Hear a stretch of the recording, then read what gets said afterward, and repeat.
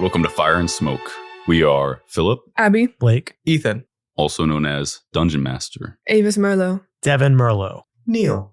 and this is Fire and Smoke, New Ronne. Smoke. Curls of smoke are torn away from the lit end of the half-finished cigarette by a sharp, cold wind, howling in the night. The man standing outside the boxy, red, metallic facade of Federal Colony Station Number 1 raises the cig to his lips, takes another long draw, exhaling a cloud of smoke moments later with a deep sigh as he looks out over the rest of the sleeping town down the hill below. Houses and buildings with windows shut tight and curtains drawn. His janitorial night shift will be done soon enough.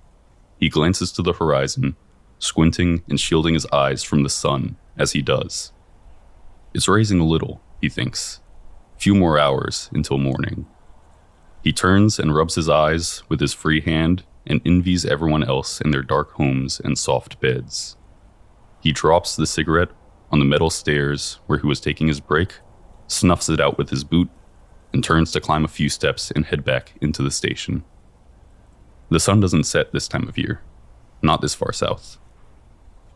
As the man closes the door behind him, grabs his trash cart to walk down the hallway, wondering to himself what his wife might be dreaming of right now, he passes by a room where someone else is also dreaming. Not many at all live in the station itself. The only ones who stay here at night are the ones who plug into the wall.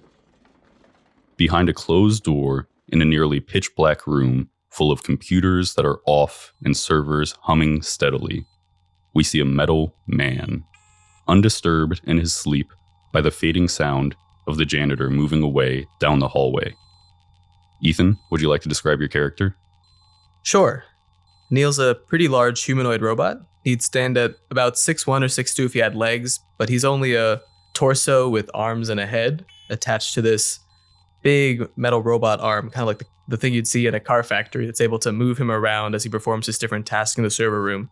He's a relatively recent addition to the research station, a prototype robot to help with tasks here and do routine maintenance. He has a gunmetal gray frame with a couple of exposed wires and panels revealing electronics within. The vibe of something that would be extremely high tech in the late 70s, but is already looking a little bit outdated. Neil, you are in your low power mode. It would be extremely limiting if you were genuinely turned off at night. For one, someone would have to turn you on from the outside if that were the case.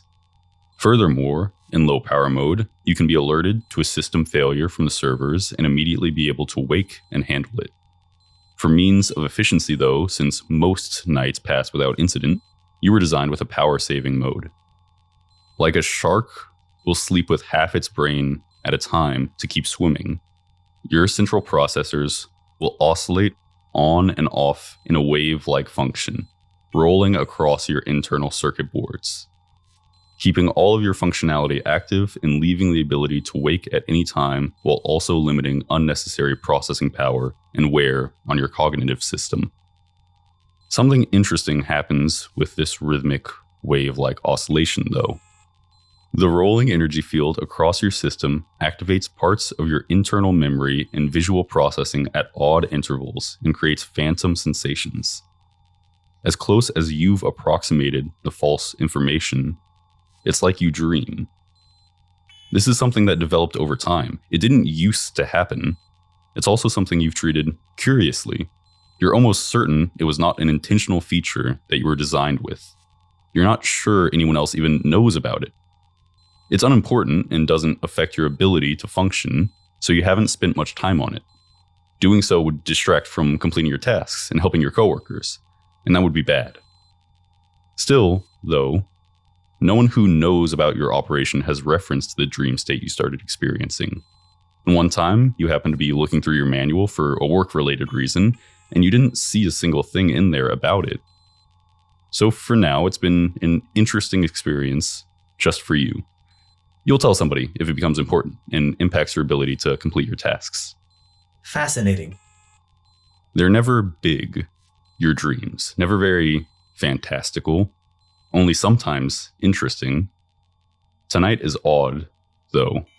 Since you entered low power mode and the oscillation began, you were seeing something like a packet of information moving down a wire. The packet snaked its way to and fro through a tangled wire system reaching far in every direction, seemingly changing direction randomly while passing junction after junction in the web. It eventually reached a massive transmitter and was beamed out into vast and empty space, bouncing back and forth until it was picked up by a receiver in the same place. All of this cold and humming with mundane functionality. From the receiver, the packet had been snaking its way back the same path it had traveled, returning to its original sender. You picture yourself, suddenly, holding the file of information, a physical one, to be sorted away like the digital ones in the servers you care for. Hopefully you can reach where you need to put it. The file feels cold in your hands. An odd sensation. As you open it to examine its properties, the information spreads out across your vision. But you notice something is wrong as your head spins to read the ever-moving data all around you. The information is corrupted. Some of the text is lost, and the date. The date is wrong. The date is backwards. You can't tell. Everything's getting harder to read. This won't do. You can't sort this stuff. You can't store it. You won't be able to do your job. A small pulse of energy turns on all your core processors, and you wake up, Neil. I'm gonna immediately check any diagnostics from the servers with the little terminal that I have, see if something's wrong that would have woken me up. You can do that. You can also, if you'd like, run an internal diagnostic with yourself. No, I should focus on my work first. I'm gonna check and make sure there's nothing wrong with the servers before I do anything with Neil. Your eyes open. The room you're in is very dark, pitch black. That was unpleasant. Your camera eyes dilate and you see the clock is still early in the morning, few hours until your coworkers will wake up and arrive. You swing over to your computer, the large robotic arm protruding out your back, turning you towards your interface, a keyboard and a monitor like a person would use. You have hands, you have arms, you have eyes to look and interact with this keyboard and monitor. You log in, you run through all your checks, and you see nothing wrong with the servers or the server room. Well, that's definitely odd. In that case, yes, I will run an internal diagnostic. You run your diagnostic as you hear your cooling fan hum while intaking air through the small vent on your chest. The review finishes, and you page through the information that results in your brain. Nothing wrong. Well, nothing except what you had caught during your last internal review. The fan in your chest is running only at 99.9%, like something is gumming up the axle and making it lose efficiency. But then again, it could be within the normal margin of operational error. Perhaps it's simply expected wear, and it might need a part refresh eventually. You'll tell somebody if it becomes important and starts hindering your ability to complete your tasks. Until then, thinking about it is just a distraction. You see nothing else wrong with your internal systems. Sorry, give me a second to think. That's so robot core.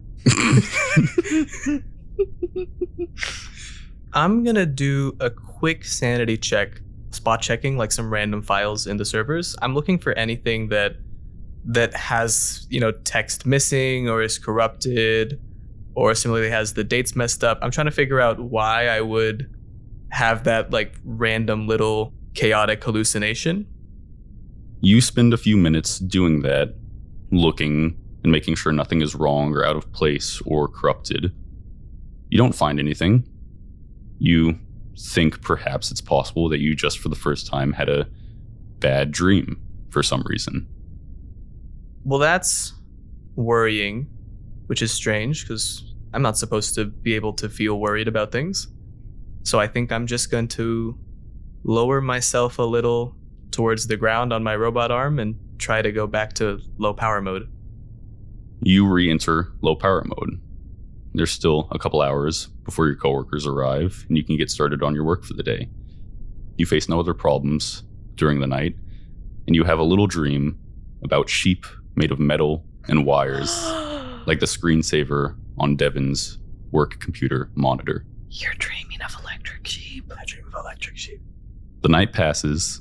The sun rises a few degrees further above the horizon, and alarms all over New Ronne start to sound off in the morning. Across town from Federal Colony Station Number 1, inside a lovely single-story brick home that's painted a nice, soft green, with a flat roof and a chimney sticking out on the side.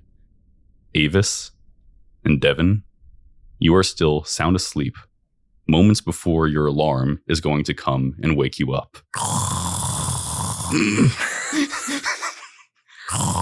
He's a bad snorer. Oh my god, his snoring is Can you terrible. do an Andrew snore?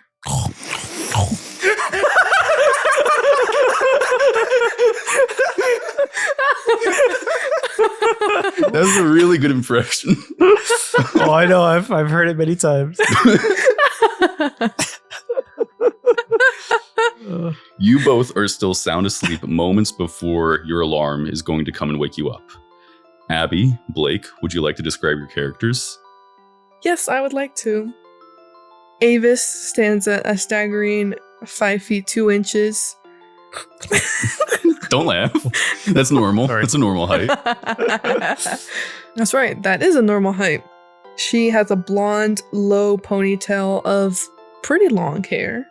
Caught some waves at the end of the ponytail. She has stylish round metal frame glasses and wears a black zip-up company jacket, always zipped up. She has dark blue skinny jeans on with black and white tennis shoes. You sleep ready. You sleep ready to get Oh, up in I'm the morning. sleeping. No, I have to come up with sleeping clothes. You don't have to. She's wearing nothing. Okay, she's Abby, is that what you wanted, she's Philip? asleep. Don't scream at me. Avis stands at a staggering 5 feet 2 inches, and on a normal workday, she has her long blonde hair put up in a low ponytail and wears her stylish round metal frame glasses with a black zip-up company jacket, and of course, her work badge hanging on a lanyard around her neck. Blake, Devon's a pretty big guy, about 6'2", 6'3". He's very, very bulky. What if you were bald? I was gonna say I was gonna be bald. Yes! No. Yes! I was already gonna say It was that. my idea. I stole it. She got to it first. Abby, that was a fantastic idea. Because you said I your love that hair, first and I'm like, okay, let me think. What should my hair be, like buzz It should cut? be And I'm like, no, just go bald. Go bald. Good job, Abby. Thank you. Oh Thank you. my god. Okay. He's very bulky, kind of built like a stereotypical like Paul Bunyan, like stereotypical lumberjack.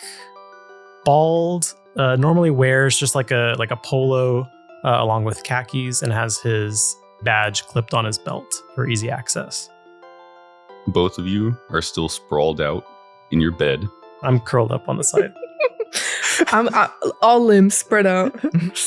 Avis, all limbs spread out like a starfish in the middle of the bed. Devon, 6'2", curled up in a little ball on the side, trying not to fall off. What do you guys think you're both dreaming about right now? Anything interesting? I'm dreaming about him cheating on me. I think Devon is probably having some sort of like mild nightmare about not being prepared for a test at school. It's bad dreams all around today. Yeah. You guys are all nervous people, I guess. Yep. Yeah. You both are used to getting up for your alarm. And so as it's coming, you're already both kind of waking up a little bit. And you hear him creeping into the room. What's actually kind of waking you up before he starts hitting you with a pillow is his stifled laughter that he can't hold in until you feel a soft pillow hitting both of you over and over again as Milo chants, "Wake up, wake up, wake up, wake up, wake up, wake up, wake up," laughing and laughing and trying to get you guys out of bed. Oh, Milo. We're up. We're up. Milo keeps laughing and he starts climbing into bed to kind of dogpile over you guys. I kind of like grab him in like a big bear hug. No, Said we're up. let me go. Let me go. Not before I tickle you.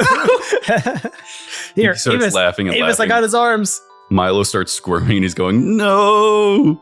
Avis's hands slowly creep towards his armpits.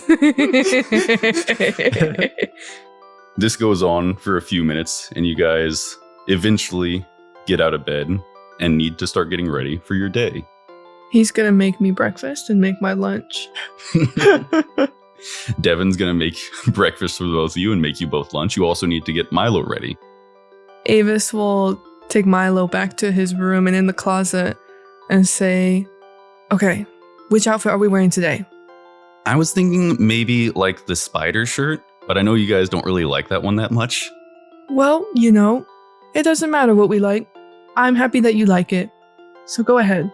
He runs and grabs a long-sleeved shirt that just has a big black widow on the middle of it. It's not a particularly like good-looking shirt. It's one that he saw at the distribution center and really wanted to pick out. Before we leave, where my hug at? Right here. And he runs into your arms and pulls you into a tight hug. You finish getting him ready. Devon finishes making and packing you all lunch. You eat a quick breakfast and you all put on light coats and step out your front door onto the soft dirt of the earth below. Tufts of grass and weeds dot the bare land in front of your house, just like the ground all around New Ronne. Plants don't do good in the thawed Antarctic still, despite the snow and ice being long melted. The constant sunlight during the long day and the zero sunlight during the long night, along with the poor soil, means that nothing really takes root before dying off. There's research happening at the station on plants that can grow well here, but it'll take some time. As you begin walking, heading up a small hill that heads to the nanny's house, passing other homes and people getting started on their day, we see the colony stirring to life. New Ronne sits on the coast of the former Ronne ice shelf, now the Gulf of Ronne, which connects to the Weddell Sea. Federal Colony Station Number 1 was landed on a long peninsula of mostly flat ground a few decades ago, ground which is sludgy and soft black dirt that clings to your boots. The weather here baffles the old normal of the continent. During the long night, almost the whole landmass is constantly shrouded in a stagnant fog, amplifying the darkness. But right now, during the long day, it is sunny and clear and nearly always windy. Bright blue sky spreads in every direction overhead. It's always chilly, but never below freezing, something quite odd that's also being researched here. This place doesn't get real precipitation either, snow or rain, but the wind can still bite. New Ronne is a colony of the United States, one of a few here in the thawed Antarctic. It is the first and central one. Work is conducted here to support the others, which are barely fledglings and not yet even really established. These places were a desperate, harebrained scheme by the United States in the early 50s to try and capitalize on the unclaimed land and resources after the fall of the mountain states to the bloom and the loss of more and more land to the rising oceans. But once the stations were landed and started to conduct research and development, something else was discovered that was of far greater interest to the US. Avis, Devon, do either of you want to roll a perception check as you walk to the nanny's house to drop Milo off? I do. Absolutely. I got a 14. I got 21. 14 and 21. Devon, Avis. As you near the nanny's home at the top of the hill, you both have a nice view. The choppy gray sea of the Gulf a couple miles away laps at the rocky shore. Down there at the single port, a small cargo airship, a flatter dual blimp type thing, is docked on the landing pad next to the shipping terminal, as large pallets are unloaded to the ground. The containers stacked high on the pallets are full of food, goods, building materials, equipment, leisurely items, all of which are available freely to the residents of the colony. Large letters for the Department of Airtime and National Aviation are plastered on the side of the ship. Avis, you glance up towards the horizon and see the vast ocean off the coast taking most of your view. And near the edge of that, you see little dots far apart on the water, spreading in a stretched out line. The ships of the Navy, which keep you all safe here, free from foreign threats. That's what they say at least. It's a bit paranoid, really, you think. There's been no major conflicts after the Great War since the bloom took hold and changed the nature of life and death. But the defensive embargo doesn't really affect you all here, so whatever. Life is good. The two of you and Milo walk a couple more minutes and make it to the front door of the nanny's house. Devon walks up to the door and knocks and goes, "Knock, knock, we're here." The door opens and you see Ruth, the nanny. She is crouched down, so she's at eye level with Milo, and she opens the door, swinging it, and says, "I've been waiting for you." As Milo rushes into the house to see the other half dozen or so kids that are already there. Most of the kids in the colony who are under 10 years old usually spend the day at the nanny's house so their parents can go to work. Milo has good friends here. He gives you guys a quick hug, rushes in, and you both stand with Ruth, the nanny. Is she Ruth Bader Ginsburg? No. Does she look like her? This is where she went instead of becoming a Supreme Court justice. What a crazy alternate timeline. Philip, you mastermind. Is that going to be relevant to the plot later? Oh, yeah. I mean, yes, and actually. Ruth stands up afterwards, after Milo runs into the house. She's a short, rosy-skinned woman, a redhead with long, frazzled hair that's turning white with age. Wrinkles surround her face, but most prominent are the deep smile lines in her round cheeks. She looks at the two of you and says, "Morning, you two. I should have them ready by 5:30 today." Thank you so much, Ruth. We're always really thankful for what you do. Don't you worry about it. I love working with kids.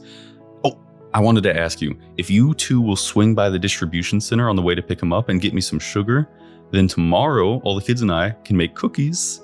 I'll send them home with the extras so you can have some too. That sounds wonderful. Of course we'll do that. Well, I gotta get to watch them. You two have a good day at work. All right, thank you. Good luck with them. Oh, I don't need luck. Milo is a very well-behaved boy. You two should be very proud. Anyways, he'll be waiting for you at 5:30. All right, we'll see you then. Okay. And she closes the door. The two of you walk another 15 minutes to Federal Colony Station number 1, passing more houses, the distribution center, the health center for the healers, and other more old school needs like dentistry. Everyone you pass giving a little wave or smile. The place has grown since the both of you were kids. There's almost 1,000 people here now, with a dozen more moving every month. And more than ever, there are young families like yours, people having kids. It's not just a place for pioneering anymore. After a couple more blocks, you both arrive. The station is a long, red, boxy structure with multiple branches at right angles. It's made of rough metal and is on short stilts around the base that are anchored to the ground. The thing was designed for a much harsher environment. With its large flush windows, chamfered corners and edges, and the antennas and radio dishes across the roof, it looks like a base that might be used for a moon mission. It's a bit out of place in New Ronne, which is far more suburban and relaxed. But it was here before everything else was, and it's a central part of the entire working and management of the colony, so it's not going anywhere. You both make your way inside using your badges.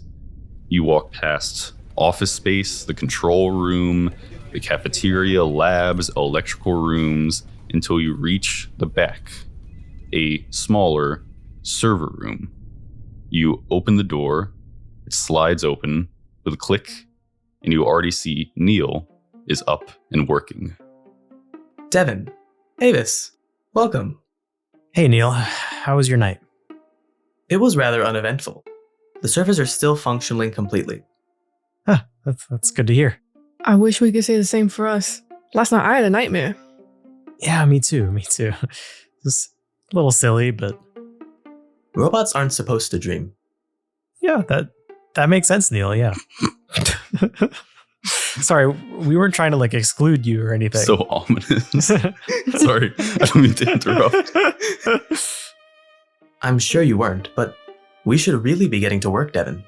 You're already 2 minutes late for your shift. Relax, Neil. Be nice to him. Oh, I try to be nice to all my coworkers. I'm always happy to help. You all suddenly hear a plink, plink, plink at the window in the back, a little porthole type thing. Not this again. You see a large, like a bird that looks like a pigeon with a little mail carrier's bag strapped to its chest, like a harness. And it's a rather large looking bird. And it's like motioning with its wing while it's like flapping, and it's motioning with the tip of the wing, like open the window. Okay, I go and roll down the window. Oh, Devon! Oh, it's good to see you guys. Oh, I got your box if you want it. Bring it. You told me to start delivering them here, so I figured I'd bring it right away in the morning. Oh. So which one is this? He flaps down and with some restrained effort starts like flapping up with a big cardboard box that he like pushes through the porthole window. This one is the Fork of the Month box that we talked about yesterday. It's already here? You got the platinum subscription. It's $60 a month. They crank those things out fast. Oh. I hit Devon on like the arm. Did? Like, isn't this amazing? Yeah, it's so fast. Thanks. Oh, no problem, guys. I also have all 12 of your other monthly boxes if you want them. Bring them in. You wanted them all delivered here, right? Yes. The bird starts pushing in box after box through the window as they start falling onto the ground inside. Neil, could we get a little help over here, please? Of course. Neil's gonna swing over on his robot arm and start picking up the boxes. Neil, you swing over, you can get like the first 1 or 2 boxes. The rest are like out of your reach because this window is kind of on the other side of the room, away from the servers where you are. Neil reaches over once, makes an attempt to realize it's out of his reach, and then he doesn't bother like stretching or craning for it. He's made of metal. So he's just gonna pick up the boxes he can and move on. The bird, BB, one you know very well, pushes the last box through and says, Oh, that was a lot of work. You know how many times I had to fly back and forth between here this morning? Oh, you guys keep me employed. Speaking of, do you want to sign up for a new box of the month? What is it? This one is a lamp of the month box. Think of how many lamps we could change out every night. You know, something different. Each month you get either a lamp or lamp attire. Attire? You know, like cozy like siding for the lamp, or a new shade, or different colored light bulbs, or like a pull string for it. You know, fancy accessories for your lamps. Oh. So it takes us multiple months to get a full lamp? Well, that's the beauty of it. It's like a build your own lamp with really cool parts, right? It's a DIY. Okay. I guess it sounds useful. Should I sign you guys up for the gold subscription? $50 a month? Is there a higher tier? Yes, platinum. Oh, the platinum, please. $75 a month. I'll write you guys down in the book. Yeah, thanks, BB. No problem. Neil, looking good, man. Thank you, bird. You all hear the door slide open behind you, and the bird goes, Oh, fuck, not this guy. and starts flapping away. The door slides open. You see the person the bird was intimidated by, or would rather just not talk to, is the administrator. Avis, your dad. He's a large, burly man. He's got a short-cut but full head of totally white hair, a little white goatee. He wears his badge on the left side of his chest above his breast, and he has a collared shirt, and he's holding a coffee cup, and he walks in and goes, Good morning, everybody. You guys talking to the bird again? Avis, what are you doing here? What do you mean? I'm here with Devon. Away from your station, yeah. You work in the botany lab. Administrator Merlot, could I interest you in a fork of the month? New Neil, what are you talking about? Sir, it's good to see you, and I go in for a handshake. Yikes. The admin turns to look at you, and he kind of like furrows his eyebrow, but goes in for the handshake. Can you guys just hug? Can we just act normal? You're asking if I'm capable of hugging my son-in-law? Of course I am. And he pulls you into a very awkward hug, Devon. As we're hugging, I go, I don't mean to be rude, but we're just calling him Neil now. Just calling it... Guys, I felt bad enough when you started calling him New Neil. Now it's just... How is this supposed to make old Neil... How is this supposed to make Neil feel? He's not gone. He wasn't fired. He just got put on a different work assignment. Well, they're not going to be interacting with each other, so they could just both be Neil. I can't leave the room. Neil, what are you talking about? What fork of the month box? I swivel around with the machine arm to face him, and I show him the big overly branded fork of the month subscription box that I'm holding. This month's fork has 5 prongs.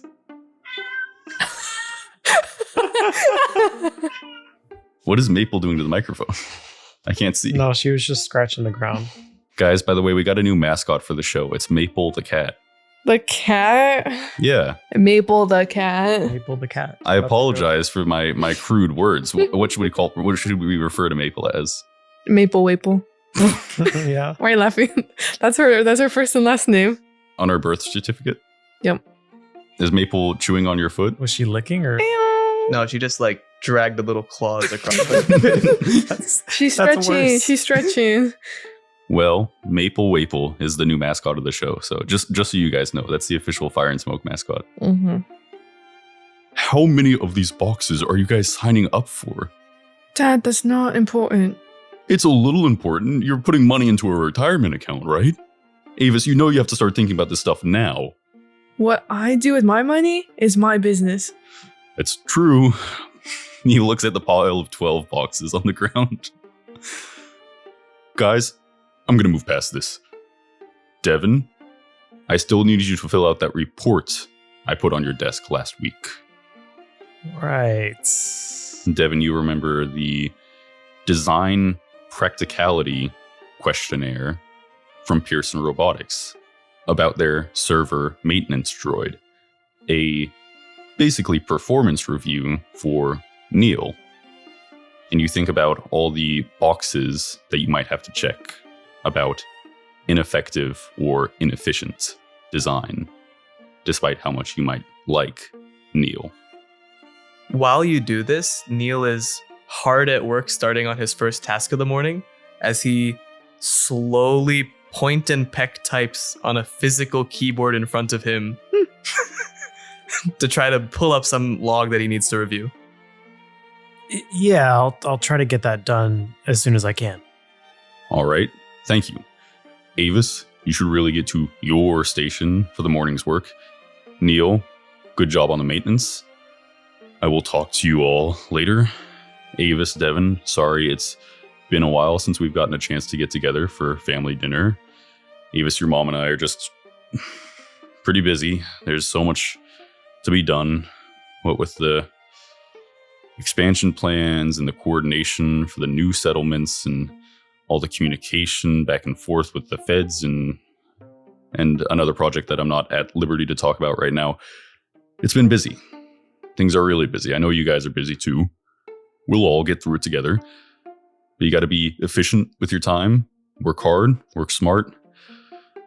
Oh, I have so much to do today, guys. Eventually, this place will be ready for some democracy and I can retire. And till then, I still got to keep pushing on through. I kind of awkwardly go and pat his shoulder. Say, yeah, we're all just hanging in there. He points up at your hand. Is this a new thing you're doing? Is this a new thing we're doing? The thing. No, it's fine. I was just, he pats your shoulder. Because she said about the hug, and, I just thought. You guys are too much. Go on, Dad. It's okay. The administrator turns and walks out the door, and it slides closed behind him. Neil, you are typing on your computer when you see there is a failure on one of the servers in the bottom right corner.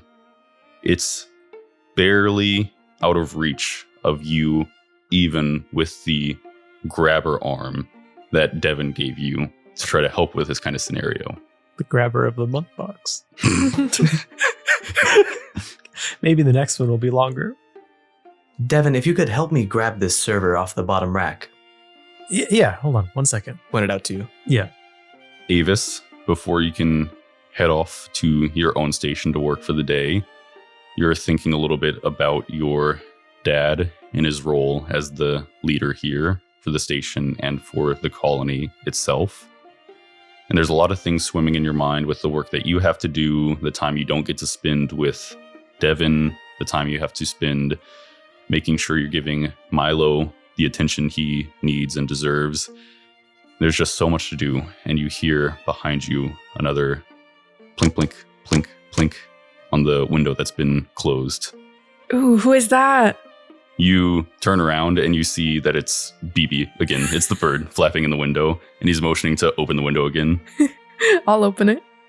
You walk across the room, and BB says, Oh, Avis, I don't want your dad to get mad at you or me, but for the Lamp of the Month box, I wanted to check.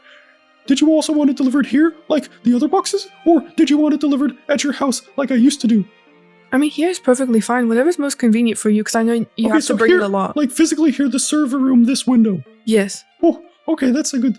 The bird is interrupted again by the sound of a door opening, and he says, Oh, god damn it. and he flaps off again, and you turn around, and you see your dad, the administrator. He stumbles into the room a little bit confused looking, like kind of like catching himself mid-fall, looking at all of you, and he doesn't say anything for a second. Oh, hey, you guys. Good timing. Just who I was looking for. What? You were just here, Administrator. Of course I was. Yes, I was just here. Right. Dad, is there something wrong? Avis, can you make an insight check? Yes, I can with +9. All right. Can I make one with disadvantage? Is the disadvantage self-applied? Yes. You have a hard time reading this guy. Worse. Yeah, go ahead. Additionally, Avis, you should make a perception check as well. +9. Also +9. Do you have, what are your bad stats? Don't worry about it. Damn it. Okay.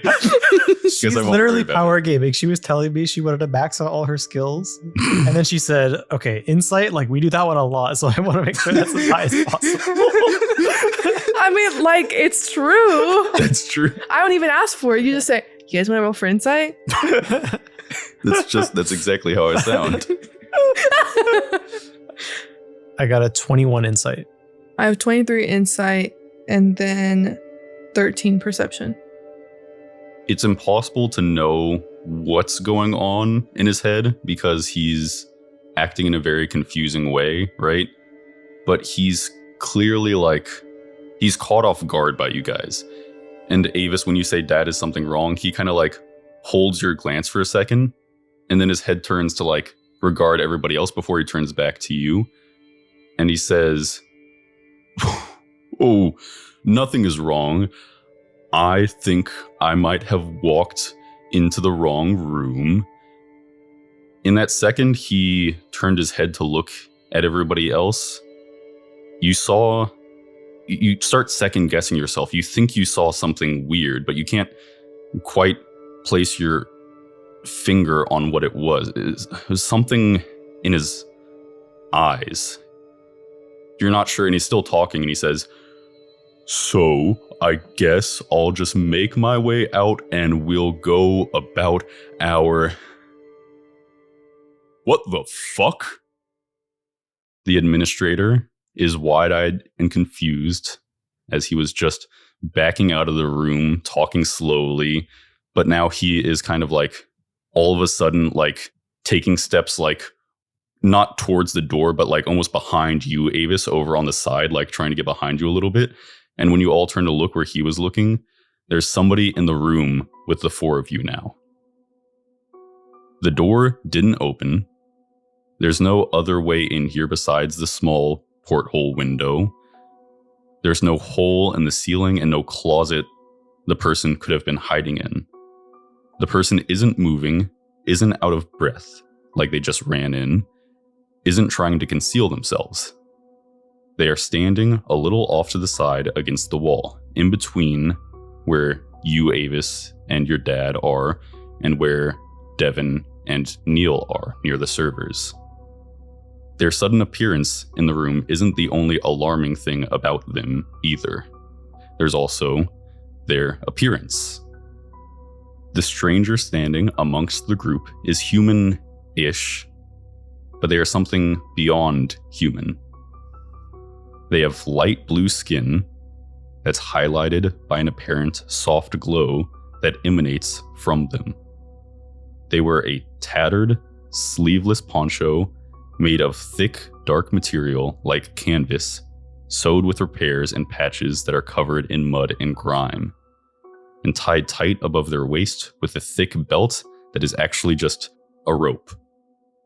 From the belt on their left hip hangs a few pieces of small, colorful glass in jagged shapes dangling from pieces of twine, one green, one blue, a few more that are other colors.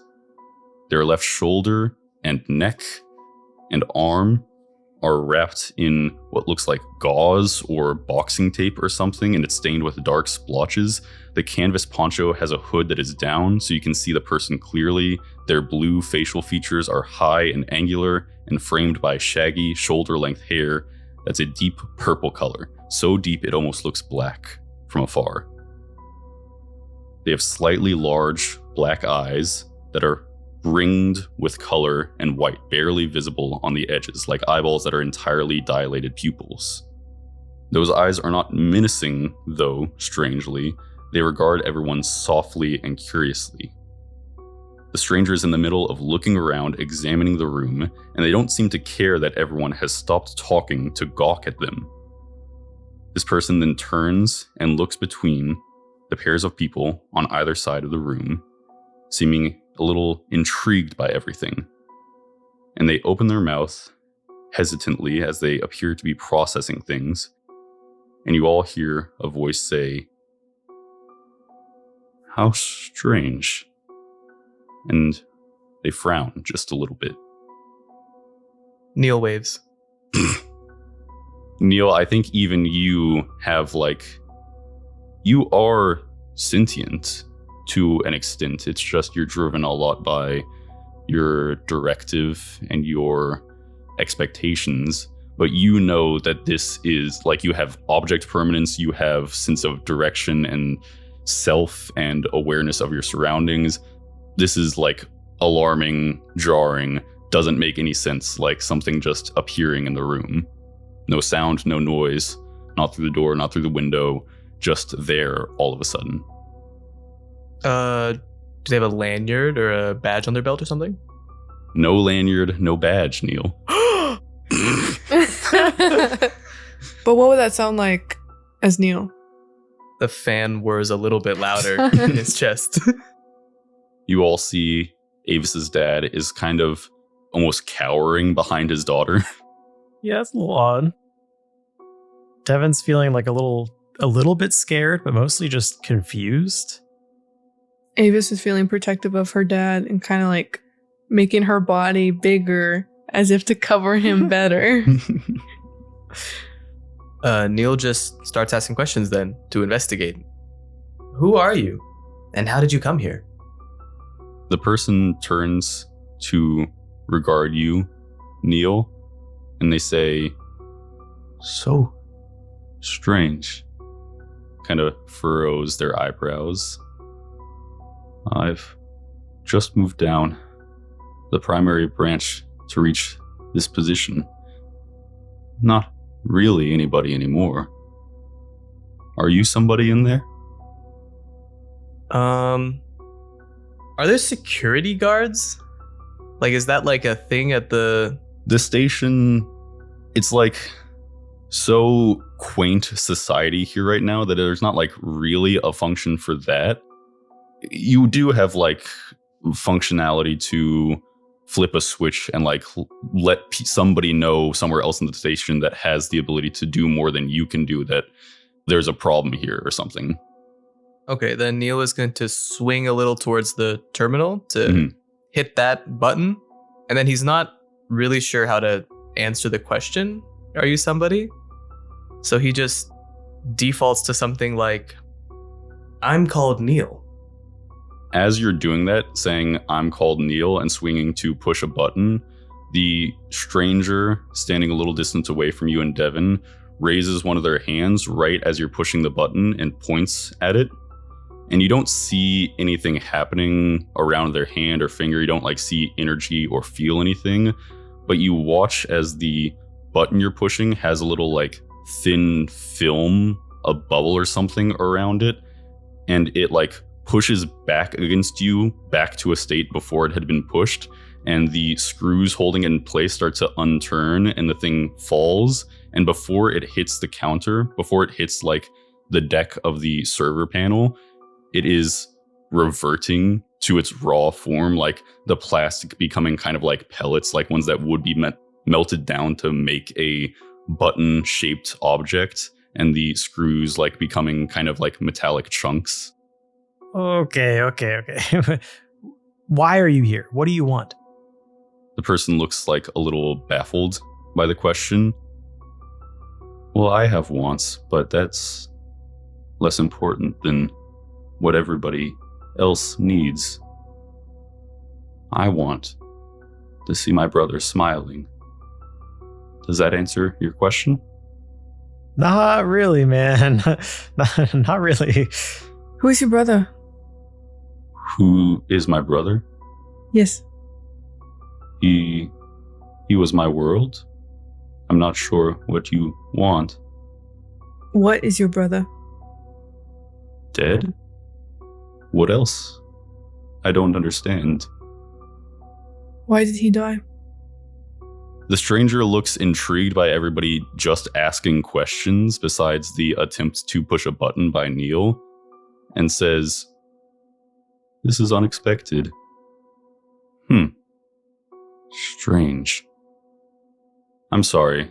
I know this is confusing, but I'm just a little caught off guard by the interaction. I didn't come here specifically to you. I just happened to stop here. I figured this was as good a point as any, a place to start." They kind of stare off into space a little bit. I think Neil's getting increasingly unsettled by this. So he might actually kind of move in front of Devon a little bit and say something like, This is a restricted area.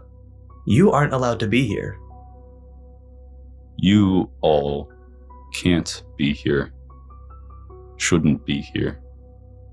You have to leave. I'm taken aback, though, by all of your personalities. You seem rather nice, actually. It's unexpected.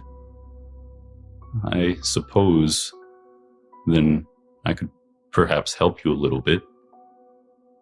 I'm here because I moved through time to get here to this point, from when I came from. Does that make sense? Are you all aware of your research here? I turn and look expectingly at Avis's dad. Avis's dad makes eye contact with you. You get a weird feeling about something, but you see him mouth. He's not really talking, he's trying to stay quiet and not bring the attention to him, but he's mouthing to you, What the fuck is happening? I, for one, have no idea what you're talking about. Well, I needed to move back to a point. You're all so nice. But that can't change anything, though. The world you will make will come to be still. You can't be here. I need to push this place away so the primary branch can be shifted to a different junction. Does that make sense? No. Do you understand time? Well, apparently not. Well, time can move through things, and things can move through time. Anything, really. They raise their hand and point at a few different things in the room, random objects, and kind of again, nothing's coming from their finger, but the things they're pointing at either erode, like some metal things become like rusted, or other things are like reverted to a position like before they were constructed. And they continue and say, even complex things can have time move through them. And they raise a hand and point it at Neil. Can I tackle them? Neil is like in your way, Devon. He's almost sandwiched you into a corner with his heavy metal robot arm attached to his body. You can't really get past him. And you see, as you try to start moving around Neil, a shimmering, translucent film envelops Neil, and inside, he changes. The change is nearly immediate, but it looks like a hyper sped up time lapse, not like an instantaneous flash. Over the course of about like 2.5 seconds, Avis and Devon, you see Neil detach from the arm supporting his back as he gains legs under himself. They nearly look like they grow from his torso, but more in the fashion like how a skyscraper is constructed, as they go down from his torso to the ground. His frame widens and his features change slightly, as it seems that time moves through him. Ethan, would you like to describe your character? Yeah, it's a bit of a strange one. Neil looks similar. His face and torso are almost identical to before, except that they've got, nicer paneling. The torso is still pretty bulky because it has to house a bunch of electronic components, but the arms and legs are longer and thinner. The joints are more advanced in a way that allows a much better range of motion. You're not going to see that clunky point and peck typing from before. Now, new Neil is probably capable of holding onto things and grasping like a human does. The change isn't just external, Neil. You feel different as you stand on solid ground. You suddenly have a greater awareness of yourself and the world, feelings that are far too overwhelming to be understood right now. It's incredibly confusing. You have an awareness as well that this is the first time you've felt truly confused about yourself. You've been confused about tasks you need to complete before. You've been confused about things people say to you, but you've always had an understanding of what you are and what you're supposed to do, and you're feeling confused now. You also have an awareness of the danger of the person in the room. You see they have a mix of emotions across their face, most of them sad, but all of them still resolved. And they say, "You all are nice. It's strange. You have to understand that this is the best way that I have the capability of doing this." And they raise 2 hands, a finger pointed at each side of the room, at Devon and Neil and Avis and the administrator. You all hear something out in the hallway, but whatever it is, it's too late. The stranger lifting their hands, one towards each side of the room, you feel it. Thin, swirling energy envelops all of you, and the server room melts away into white light in a flash that persists for a few seconds. The energy looks like translucent film, like what had surrounded Neil, enclosing each person in a skin-tight bubble. Outside this shell, the world is too bright to make things out in detail as they shift and move and appear and disappear and change. Decades and decades compressed into mere moments on the other side of the energy vapor. Can we see anything, or are we basically just... You all can see each other. You're still standing apart, but you are Devon and Neil standing next to each other, and Avis, you're standing next to your dad. He's behind you still. And this is happening. There's like a few seconds that this is happening. So Neil turns back to Devon, which is, it's a strange sensation to like rotate his hips and like move his legs to adjust his position. And he says, Devon, What's happening? And you kind of get the sense that Neil is afraid. I go in for a hug with Neil.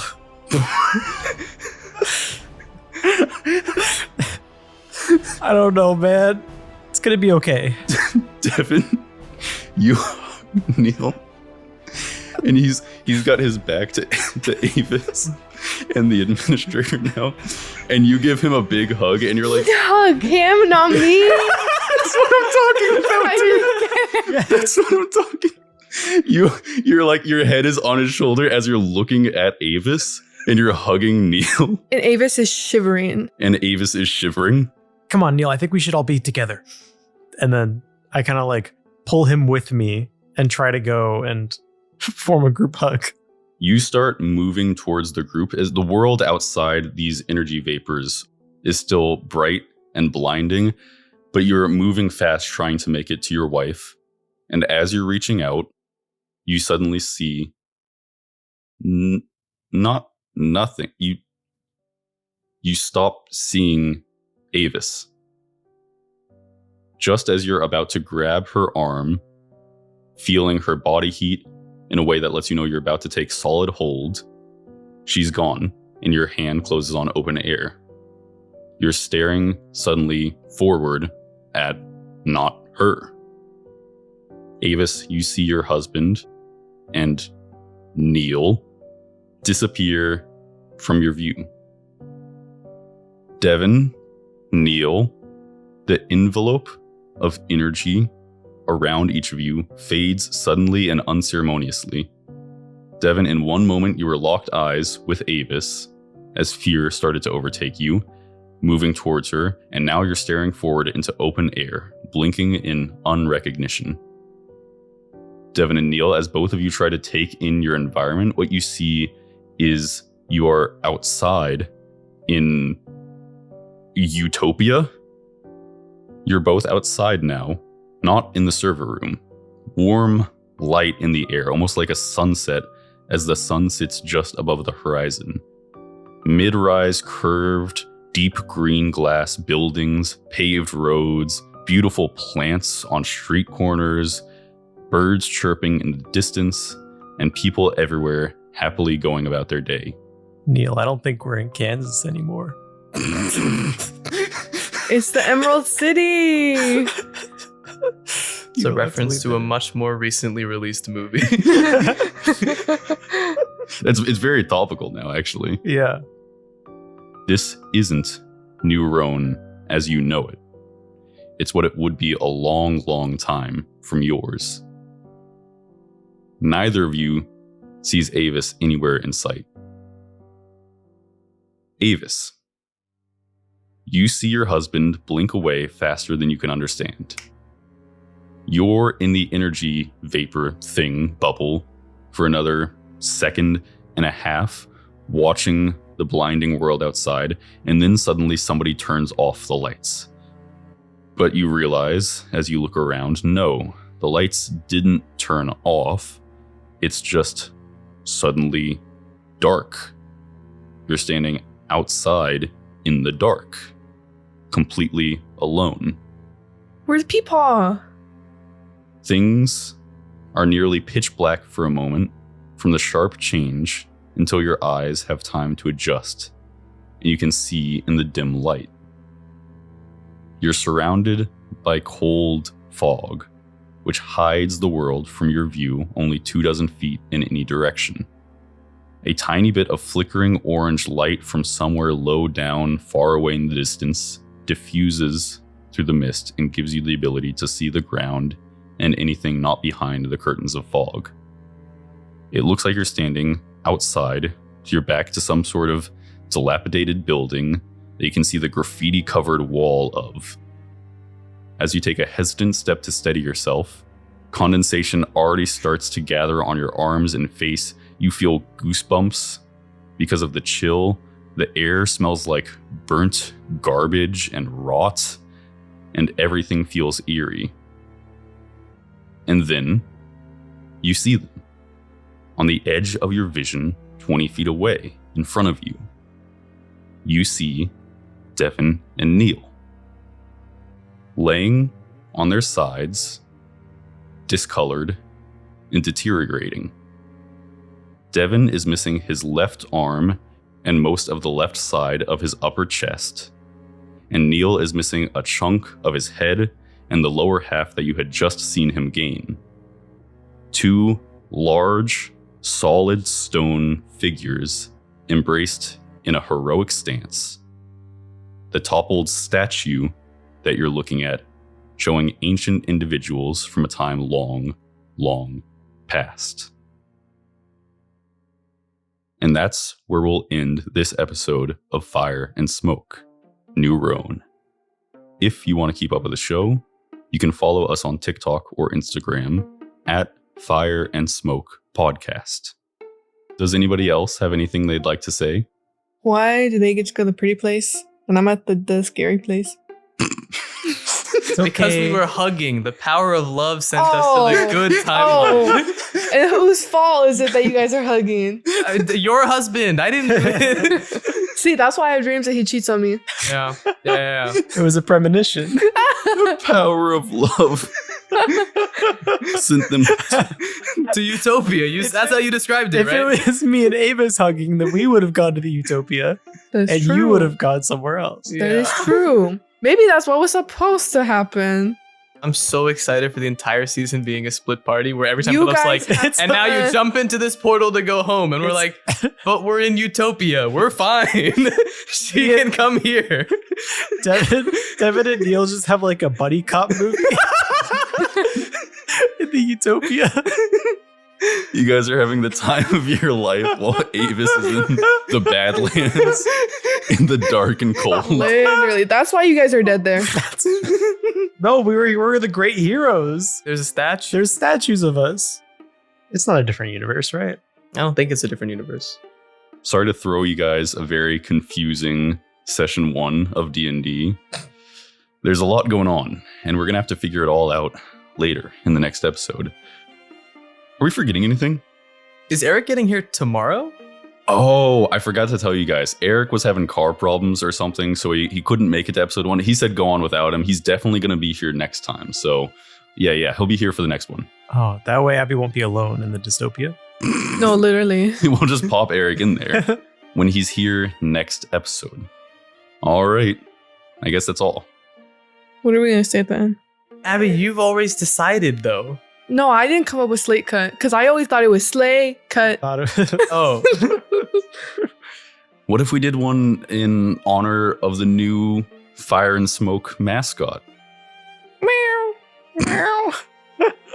Instead of slay cut, Meow. it's... No, I was actually thinking... Slaypole. Slayple.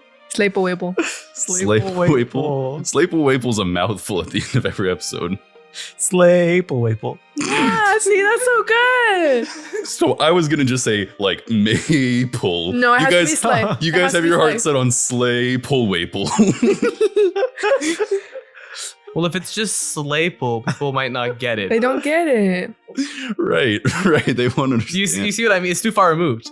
It's too far removed. But the People Waple won't really anchors it. understand. It That's anchors true. it to maple. See everybody in episode 2 of Fire and Smoke, New Ronne. Slayple. Why are you laughing? Who's laughing? That's it. Cut it. We're done. That was really good. That was great.